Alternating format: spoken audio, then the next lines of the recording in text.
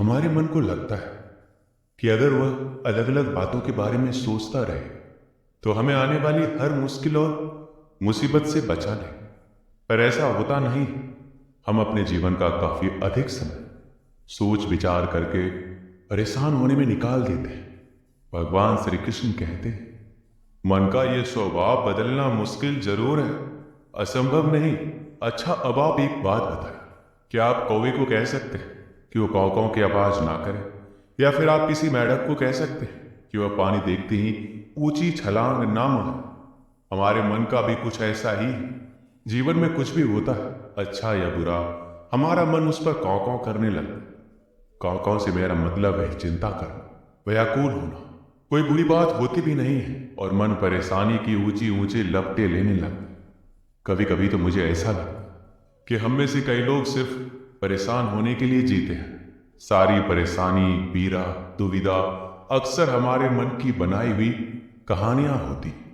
यदि आप जीवन में शांति चाहते हैं तो इसके लिए जरूरी है मन को शांत करना। श्री कृष्ण कहते हैं, व्यक्ति के मन से ज्यादा चंचल कोई और चीज नहीं होती। जिसने भी अपने मन पर काबू पा लिया उसके लिए हर चीज हासिल करना आसान हो जाती है। लेकिन अधिकतर लोग जब किसी समस्या में पड़ते हैं तो वो अपना धैर्य खो देते। उनका मन अशांत हो जाता, जिसके चलते उनके बनते हुए कार्य भी बिगड़ जाते। क्रोध से भरा मन अक्सर विनाश का कारक माना जाता है। इसलिए कोशिश करें कि चाहे कितनी भी कठिन परिस्थिति में आप क्यों ना हो, लेकिन अपने मन में धैर्य और शांति बनाए रखें। अधिकतर इंसान गुस्से में कोई ऐसा निर्णय ले लेता है जिसका पछतावा उसे तब होता जब उसका मन शांत हो जाता है, लेकिन तब तक परिस्थिति बिगड़ जाती। इसके बाद आप चाहे कितना ही उसको सुधारने की कोशिश क्यों ना करें, उसमें सुधार नहीं किया जा सकता। इसलिए पछतावा से बेहतर है कि आप अपने मन को शांत रखें। श्री कृष्ण कहते हैं, भले ही बाहर कितना ही शोर क्यों ना हो, लेकिन अपने अंदर शांति रखें। शांति की शुरुआत मुस्कान से होती है। शांति भीतर से आती है, इसे बाहर मत खोजो। आपके पास भले ही अपार धन है, लेकिन यदि मन की शांति नहीं है तो सब व्यर्थ, क्योंकि मन की शांति से बड़ा कोई धन नहीं। चाहे मन की शांति हो या चिंताओं से मन अशांत हो, लेकिन आपने अब तक जो भी हासिल किया वो अमूल्य है। मन की शांति को समझना है तो शोर नहीं, गौर करें। शांति से विश्वास बढ़ता है और अशांति से अविश्वास। जो व्यक्ति भविष्य के बारे में सोचता है वो हमेशा चिंता में रहता है।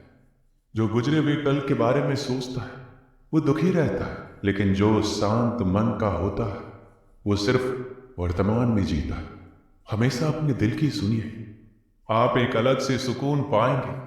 जीवन की उलझनें हमारे मन को परेशान करती रहती। हम कितना भी बचे पर बाहर का शोर शायद कम ना, लेकिन थोड़े से प्रयास से मन की शांति पाना संभव हो जाता। ये तब संभव होता है जब आपके सामने कोई भी कठिनाइयां हो, उसका सामना करने के लिए जब आप हमेशा तैयार हैं।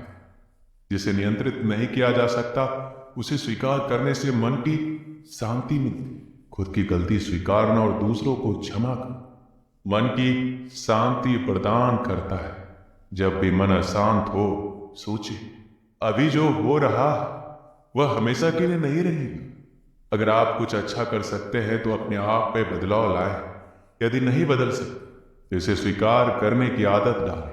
हो सकता है इसमें समय लगे, लेकिन जैसे जैसे ये अधिक स्वाभाविक होता जाएगा आप अपने आप को अधिक शांति का अनुभव करने लगे।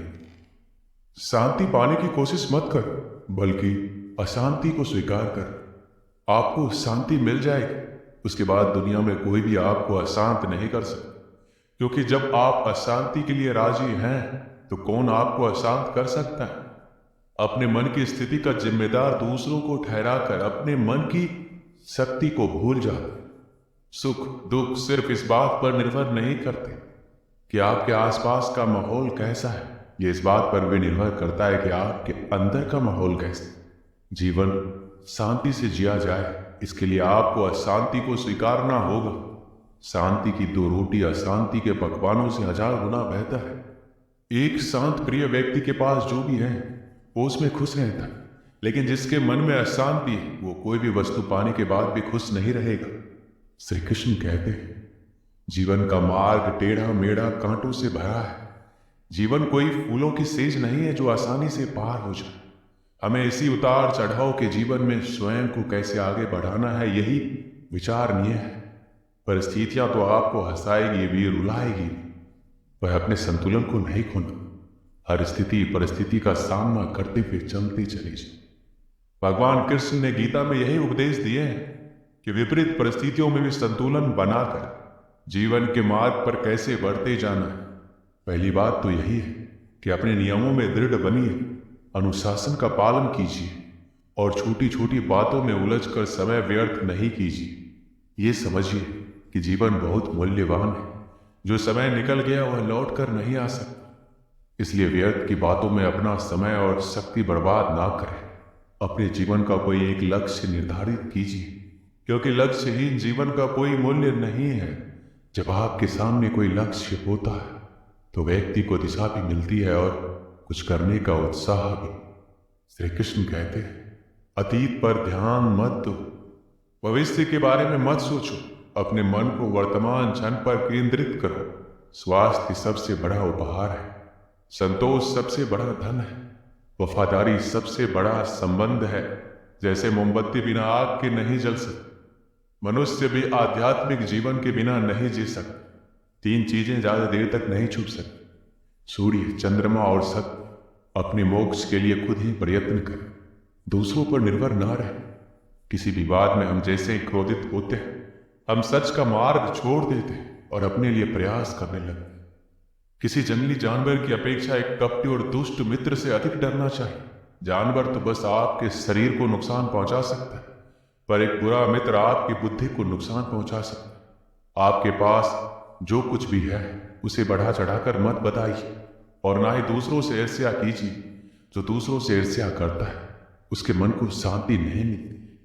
वह जो 50 लोगों से प्रेम करता है उसके 50 संकट, वो जो किसी से प्रेम नहीं करता उसके एक भी संकट नहीं है। क्रोध को पाले रखना गर्म कोयले को किसी और पर फेंकने की नीयत से पकड़े रहने के समान है। इसमें आप ही जलते हैं। एक बार एक लड़का एक महात्मा के पास जाकर कहता है मेरे जीवन में बहुत अशांति है, कृपया करके आप मेरा मार्गदर्शन कीजिए जिससे कि मैं इस अशांति से छुटकारा पा सकूं। महात्मा लड़के से जीवन की अशांति का कारण पूछते। लड़का उत्तर देता है अत्यधिक विचारों के कारण मेरे भीतर बहुत सारे विचार आते जिससे मेरा मन अशांत रहता है। महात्मा मुस्कुराते हुए कहते हैं ऊपर आकाश की ओर देखो और बताओ कि तुम्हें सूर्य दिख रहा है। लड़का ऊपर देखता है और कहता है धूप दिख रहा है। महात्मा उससे पूछते हैं कि अगर तुम लगातार धूप में खड़े रहोगे तब क्या होगा। वह कहता है मुझे अत्यधिक गर्मी लगेगी और शरीर में बेचैनी होगी। महात्मा लड़के से कहता है अगर धूप में खड़े रहने से तुम्हें गर्मी लगती है तो इसमें दोष किसका है, सूर्य के ताप का या तुम्हारा।